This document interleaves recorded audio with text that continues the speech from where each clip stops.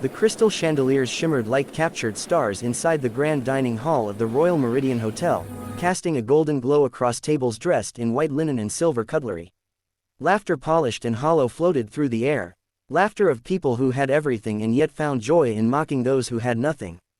At the center of it all sat Victor Harrington, a man whose wealth was the talk of the city, his arrogance the size of the empire he built.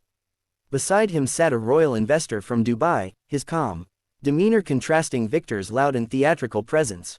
And then, standing before them, trembling slightly as she held a basket of red and white roses, was a young waitress named Miam. Victor pointed at her, grinning widely, his voice echoing through the restaurant.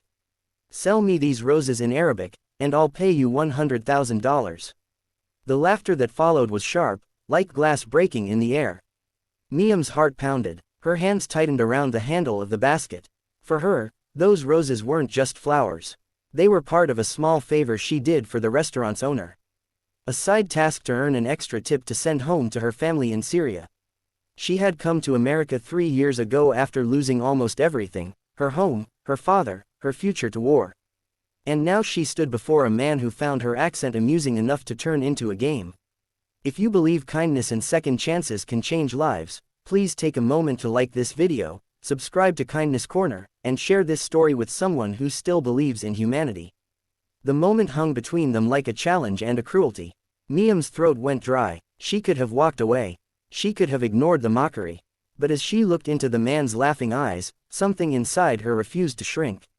She straightened her back and took a deep breath. The clinking of glasses faded, the chatter dimmed, and even the royal investor beside Victor turned to watch. Miam began to speak. Her voice soft yet sure carried words that rolled like poetry. Ashtari hadihi, Allah by haben wa mal liata todith alansan kable aklahai. The words flowed in perfect Arabic, elegant and musical.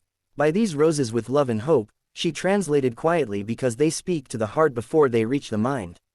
The room fell silent. Victor's grin faded. The man beside him, Sheikh Rashid, leaned forward, eyes wide with respect. He understood every word, every delicate syllable that carried both pain and grace. The roses trembled in Miam's hands, not because she was afraid now, but because the weight of her story lived within those words. When she finished, there was a stillness so deep that even the chandeliers seemed to stop swaying. Victor, once mocking, now sat frozen, his laughter swallowed by awe. It wasn't just her fluency that stunned him. It was the tone, the dignity, the pain that wrapped itself around her every word. He had expected broken English, awkward attempts, maybe embarrassment. But instead, he had been handed a lesson in humility by a girl who refused to be small. Sheikh Rashid broke the silence first, standing slowly and placing a hand over his chest in the Arabic gesture of respect. "Your words," he said softly, "cry the soul of a poet." Victor's throat tightened as he looked at her. He didn't speak. He simply reached for his wallet, pulled out a checkbook, and scribbled something down. Then, without saying a word, he handed her the check. When she glanced at it, her eyes widened. 1100. Her lips parted, unsure whether to refuse or cry. Victor stood abruptly, his face pale. He muttered something to himself and walked out, his laughter replaced by silence, his arrogance left behind on the polished floor. As the doors closed behind him, Miam stood there, still holding the roses, tears welling in her eyes. Sheikh Rashid gestured for her to sit, but she shook her head. "Thank you, sir," she whispered.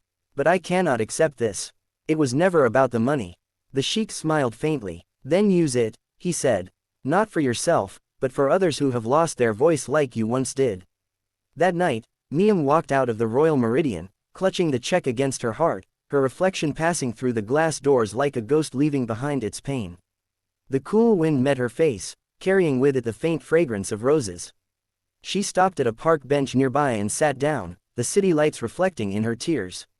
Memories came flooding back. The sound of explosions, her father's arms shielding her as their home crumbled. Her mother whispering prayers through the nights of hunger. She had come so far from the dust and despair. And yet, it took one cruel joke to remind her how fragile her dignity had once felt.